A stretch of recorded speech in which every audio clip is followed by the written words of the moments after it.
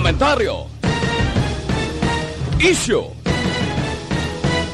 serbisyo publiko. Aksyon Radio! Sa Bacolod, Aksyon Radio! Aksyon Radio!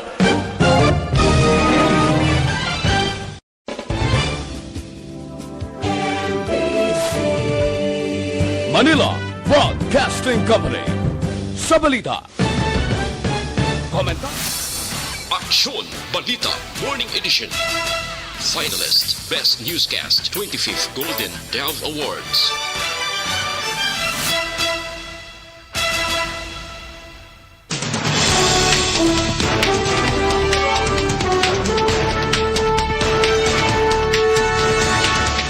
Para sa mga Pangulong dinalaan nung nakita sa balita lokal. Voter registration magabalik buwas nga adlaw. Talisay City Police Station gindayaw ni PNP Chief Eliazar. Balita national duga nga masobray sa kamilyon nga doses sang Moderna COVID-19 vaccines nag-abot sa Pilipinas. Defense Secretary Lorenzana nagpanumdom sa mga soldado nga magpabilin nga neutral sa nagahilapit nga eleksyon. Sa Balita International, 55 kamatao patay sa suicide bombing sa Afghanistan. Sa sports balita, Kyrie Irving gintugutan na nga mag-practice sa Brooklyn Nets facility.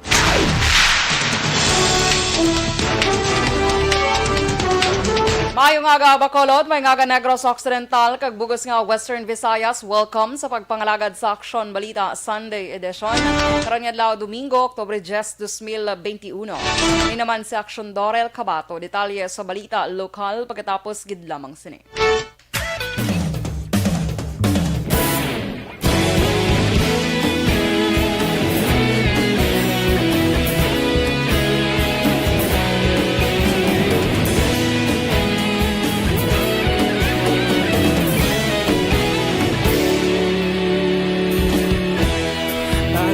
Banwa, mabugaw nga hangin nagadapyan na.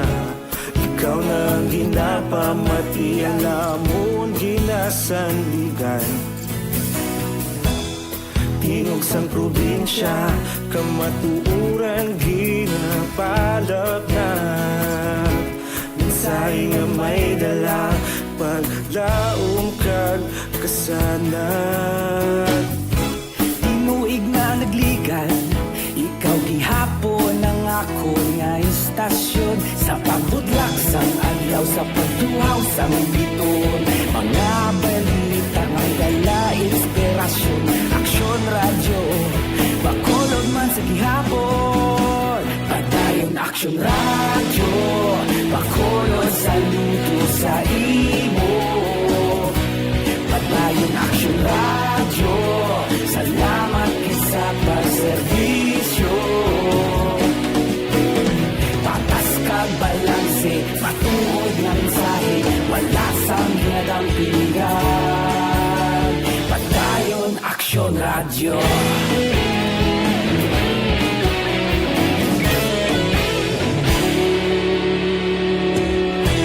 Bacolod nun kag Negros sanon, inyong pamatian. Stasyon nga nagapalaplag sang kamaturan. Mabakod nga prinsipyo, reporter handa sa serbisyo. Kahapon, karong tag sa gihapon, kita magapadayon. Tinuig na nagligan, ikaw gihapon ang ako nga istasyon. Sa pagbutlak sang adlaw, sa pagtuhaw sang biton. Mga balita nga may dala inspirasyon. Aksyon Radio, Bacolod man sa gihapon. Padayon Aksyon Radio, Bacolod saludo sa imo. Padayon Aksyon Radio, salamat sa pagserbisyo. Patas kag balanse, matuod na mensahe, wala sa ginadampiligan. Padayon Aksyon Radio. Una sa balita, una sa aksyon. Sa Bacolod, Aksyon Radio. Aksyon Radio. balita, una sa aksyon, sa Bacolod Aksyon Radio. Kita ulog na ngay Sagsag anong nakaintangan Responsable at pagbalita Pagdahil na Aksyon Balita, Sunday Edition sa Aksyon!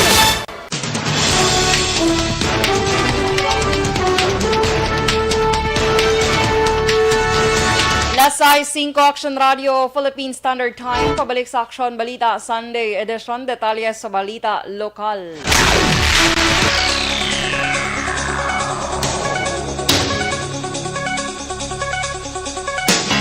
Nagplastar na ang Comelec Bacolod sa mga registration sites kadungan sa pagbalik sa voters registration sa Oktubre 11 akong buwas nga adlaw matapos palawigon tubto Oktubre 30, 2021.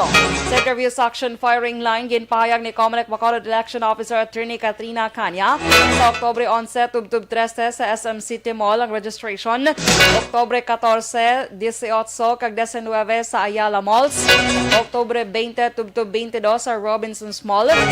Sa karon ginaulat pa ang kumpirmasyon sa University of St. Lasal sa posibilidad nga didto patigayonon ang katapusan nga semana sang registration. Samtang ginreserba ni Kanya Oktubre 15 tungod maging napaapurbahan pa nga schedule. Ang registration mag-umpisa alas 8 sang aga tubtub alas 5 sang hapon. Halin Lunes tubtub Biyernes magluwas sa Oktubre 30 ang adlaw. Sang Sabado nga bilogman nga adlaw patigayonon ang registration.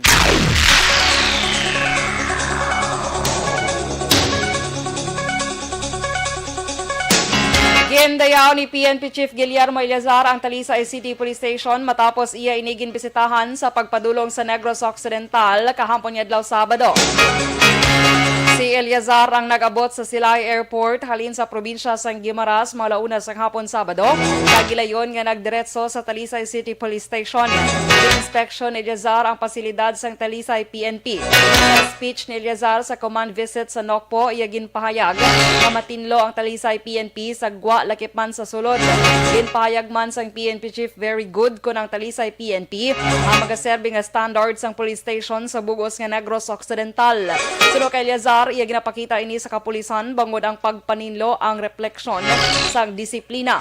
Sinabaluan nga si Eleazar ang may ginapatuman nga programa nga Intensified Cleanliness Program o kon ICP. Dahil sa lahat ng aking likutan, whether alam nila na pumunta ako hindi, pero ang paglinis ay hindi magagawa overnight. Nakita natin, kagaya kanina nung pumunta ako sa Talisay City Police Station. Noong ng organisasyon sa labas, sa paligid, napakalinis sa police station. Palakpakan natin. And if that is the standard of the police station here in Negros Occidental, masasabi natin, very good tayong lahat. Kabangin sa pagpahayag ni PN Chief Guillermo Eleazar.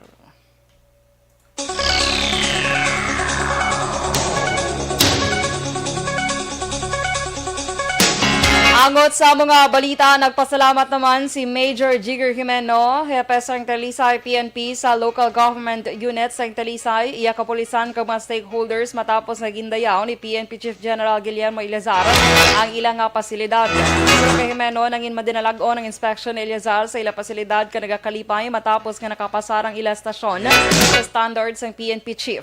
Nagpasalamat si Jimeno kay Mayor Neil Lezares kag sa mga stakeholders nga hindi luyag hingadlan pero handa nga magbulig.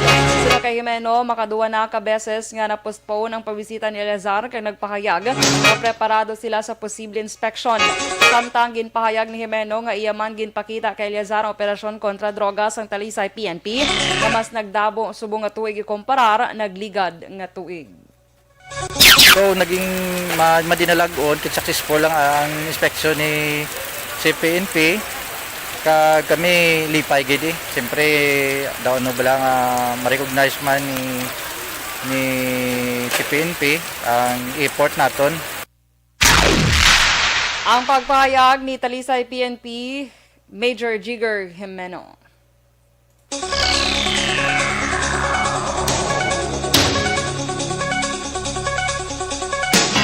Nakuha naman sa Bago City PNP ang 3 ka award may kang tanan sa kampanya sa Philippine National Police O kung PNP batok sa most wanted person, illegal gambling kag loose firearms. Ang award ginbato ni Bago City PNP Commander Lieutenant Colonel Joe M. Malong. Samtang ginkilalaman ang La Carlota City PNP bilang Best Unit of the Implementation of Birada Semana City Level kag Best Unit of the Implementation of Uplan Maanyag City Level. Ang Pulupandan PNP amo naman ang nagbaton sang Best Unit in Implementation of Uplan Maanyag sa municipality level. Ang award ginhatag kadungan sang command visit ni PNP Chief General Guillermo Eliazar sa Negros Occidental Police Provincial Office.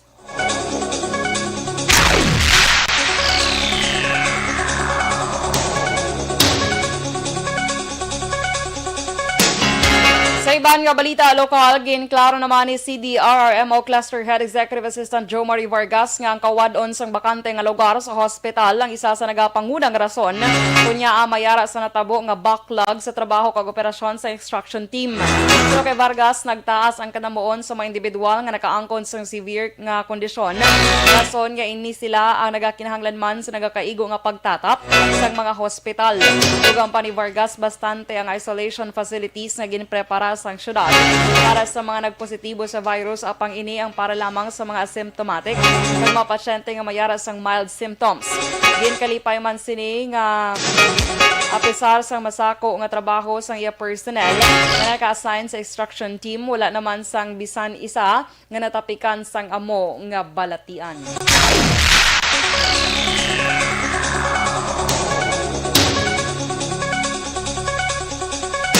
Masobra 1,000 ka mga pasyente halin sa syudad sang Bacolod ang ginakomodar sa mga hospital ang ginadumalahan sa gobyerno provincial para lamang mapasiguro nga sila matagan sang maayo nga pagtatap.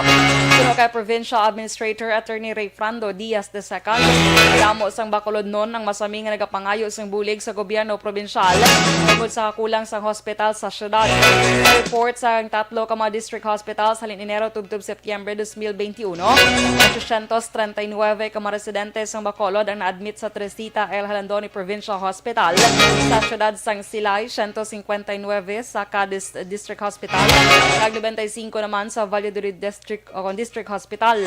Nasaad sa record sang Valladolid kag Cadiz District Hospital na pinakamadamong admission ang yara sa bulan sang Abril, Mayo, Hunyo, Hulyo kag Agosto.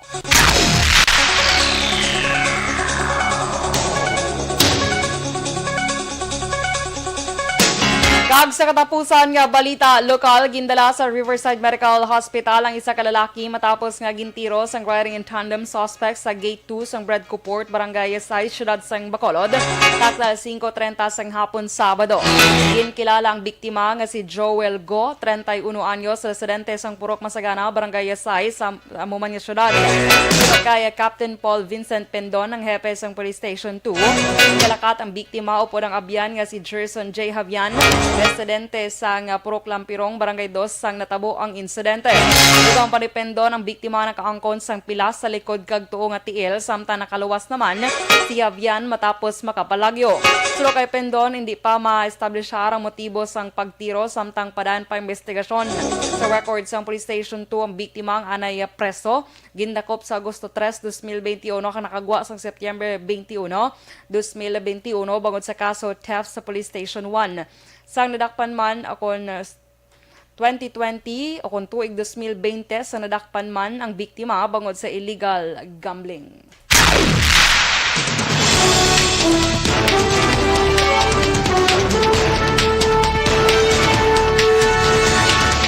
Sa mga balita national, dugang nga masobra 1 milyon ka doses sang Moderna COVID-19 vaccines nag-abot sa Pilipinas.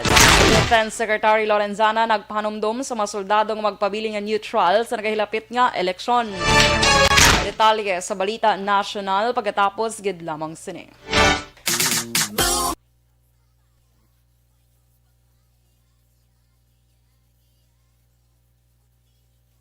Alright, good morning mga ka-aksyon. Happy Sunday everyone. So, medyo matulutugnaw nga Domingo, no? Kay tungod sa tropical storm Maring. Halong-halong gid sa mga nagabiyahe subong adlaw ha. Kag keep safe gid kita tanan mga ka-aksyon. Hinay lang sa pag-drive Makaabot ka gina sa imo padulungan kay kadanlog subong sang Dalanon. Good morning kay Donna May Alasagas, kay Ernie Odasco Lidas. Good morning man. Kay Annalyn Malikse, good morning sa imo. Inday Livera,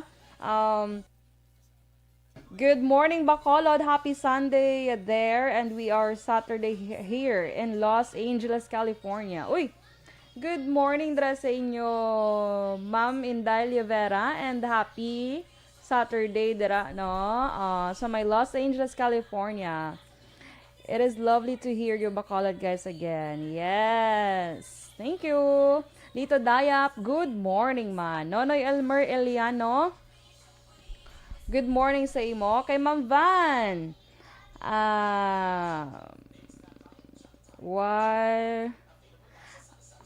Yes, Ma'am Van, kay si Johnny Tango na maging laktan, way siya kaon eh.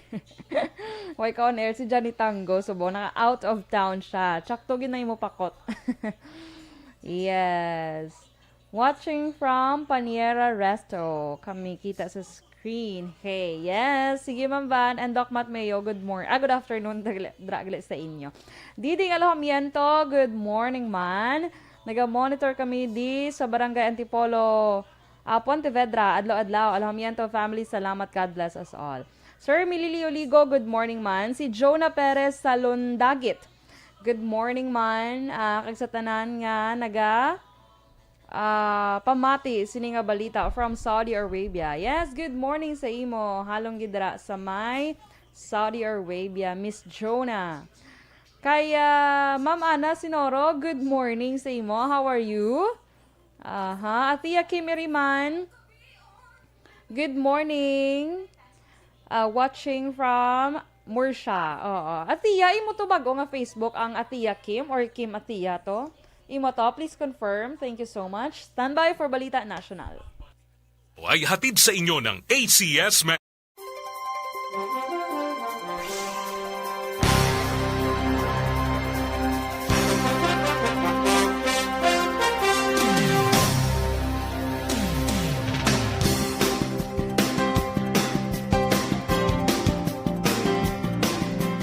Aksyon Balita Sunday Edition.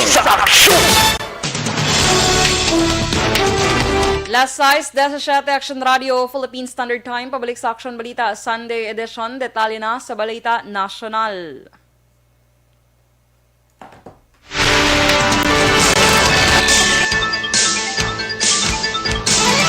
Nagabot na sa Pilipinas ang masobra 1 milyon ka doses ang Moderna COVID-19 vaccines.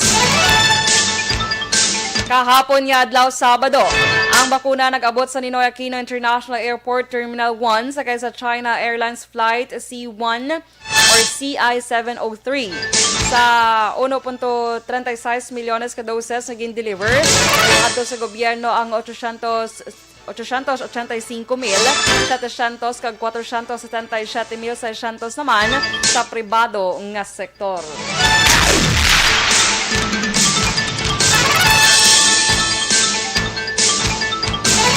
Nagpanumdum naman si Defense Secretary Delphine Lorenzana sa mga soldado nga magpabilin nga neutral labi na nga nagahilapit ang eleksyon. Suno kay Lorenzana, kinahanglan nga ma-isolate ang Armed Forces of the Philippines sa partisan politics sagod matuon ang atensyon sa paghatag proteksyon sa publiko. Palayag pa ni Lorenzana, kinahanglan nga ipangibabaw sang AFP ang professionalism nga ginatawag.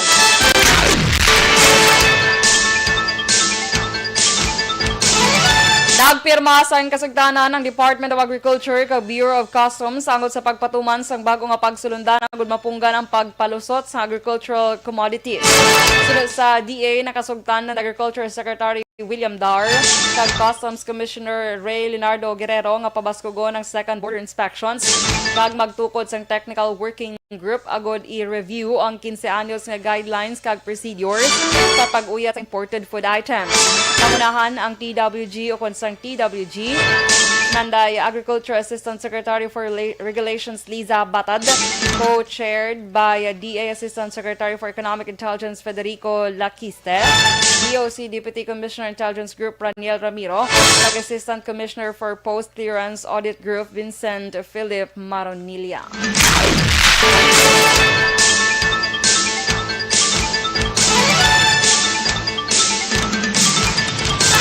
Kag sa katapusan nga balita national, nagpandam sa publiko ang National Privacy Commission o kun NPC angot sa smishing o kun isa kasahi isang phishing nga ginahimo pagi sa text messages. Suno kay NPC Commissioner Raymond Liboro, hindi pag-i-click ang link sa text nga ginpadala sa hindi kilala nga numero. Atag ni Liboro, ang smishing isa kapaagi sang mga hacker nga magpadala sang mensahe paagi sa SMS kag ini ang may mga link o kun i-click magadiretso sa isa ka website nga mahimo pamangkoton ang users ang dugang pang impormasyon. Ginatutukan na sa ahensyang report sa phishing sa mga numero nga nakuha sa contact tracing forms. Last size 20 Action Radio Philippine Standard Time, detalye sa balita international kag sports pagkatapos gid lamang sini.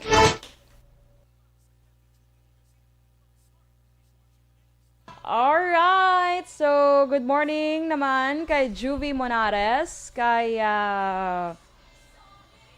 Ma'am Jacqueline Marino, good morning man. Renny Ison Jr., Nonoy Elmer Eliano, good morning. Tamyaw ko lang family Eliano dra sa may Hacienda Apolania. Kay Miss Jinky Dialagdon, good morning. Kay Mr. Beboy Villasor, Ma'am Van, Doc Matt Mayo, Noel Amar, Alex Monteza, Milili Oligo, Miss Lily King, kag sa tanan niya family niya dra sa may barangay Pandan ng DSB. Rochelle Fulgencio Susana, good morning man. Miss Homa Lomena, good morning. Kay Ronnie Gordon, oy good morning sa imo sir. Kay Melvin Peñafiel, mayong aga. Kay bao may new account naman si Atia. Sige, i-confirm ta later. Kay Maninoy, Michael June P. Season, good morning sa imo dara sa may Osno. Ano ganing Osno gani? Kay sa tanan yung members ng Energy Fans Club, good morning man. Merly Gonzaga, good morning. Robert Roma, si Lester Ray Benitez, good morning. Aksyon Dorel, keep safe everyone watching from Auckland, New Zealand. Oy, good morning dra sa imo sir. Isa sa mga dream place to go ni Aksyon Dorel. And Switzerland. Wow, sana all. Sige lang, hopefully soon, 'di ba? Ano pa man nang hubin pa ta. Ano ba niya hubin ka pa adam ako makatuan. Sana all. Budget na lang kulang. Sige lang soon, 'di ba? Malay mo grant ni Lord. Siyempre, work hard. Okay? So, good morning, Mandrake Sir Awin Torres sa may hinubaan. Kay Miss Rona Rihida Trava, ano nang maging send si Miss Rona sa kanya picture. Dali lang, kailan taon ta. Ano siya?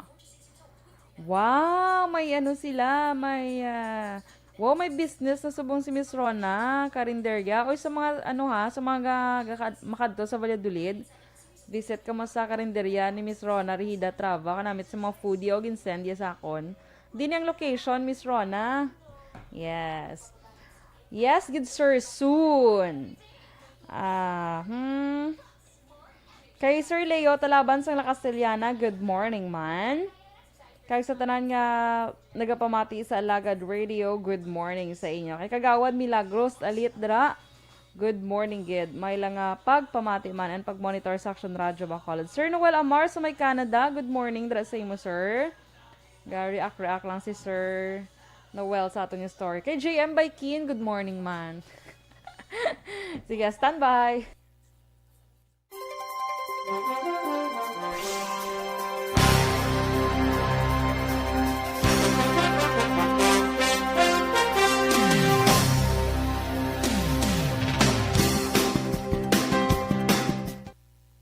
Aksyon Balita Sunday Edition sa Aksyon!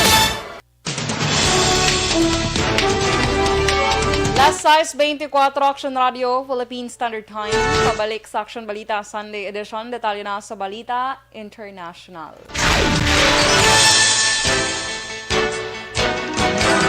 Patay ang 55 ka mga tao matapos ang suicide bombing sa Shaiti Mosque sa Afghanistan. Sunod sa report, ini na ang sa Afghanistan umpisa sang naghalin ang puwersa sang Amerika sadtong Agosto. Nalakip sa mga nagkalamatay ang mga minor de edad. Naglabot sa masobra 50 kaiban pa ang pilason sa mga paglupok. Samtang gilayo naman nga nanawagan si UN Chief Antonio Guterres nga tagan hustisya ang nagkalamatay sa amo nga pagpamomba.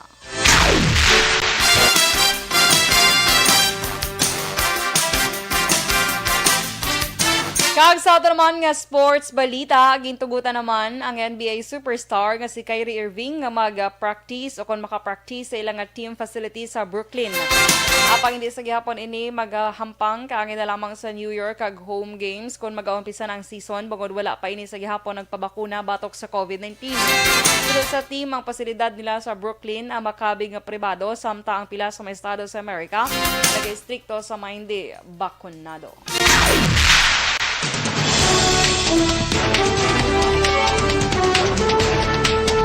Last size 25 Aksyon Radio Philippine Standard Time kag inyo nabatian ang bugos nga detalye sa Aksyon Balita Sunday edition karong adlaw Domingo, Oktubre 10, 2021. 77 ay hindi sala. 70, dali lang gina. 76 days before Christmas and 83 days before New Year or year 2022. Yes, so gamay na lang. Mag-celebrate naman kita sa Pasko. Pinakaman namin nga season sa kada tuig. Okay, so happy birthday sa tanan nga may birthday. Happy Sunday and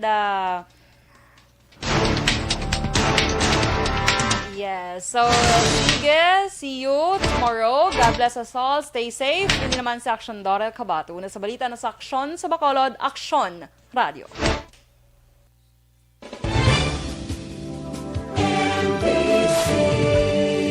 Manila Broadcasting Company. Sa balita, komentaryo, issue, serbisyo publiko. Aksyon Radio!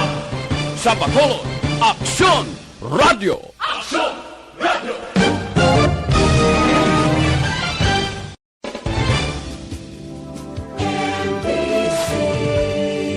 Manila Broadcasting Company. Sa balita, komentaryo, issue, serbisyo publiko. Aksyon Radio! Sa Bacolod, Aksyon Radio. Aksyon Radio!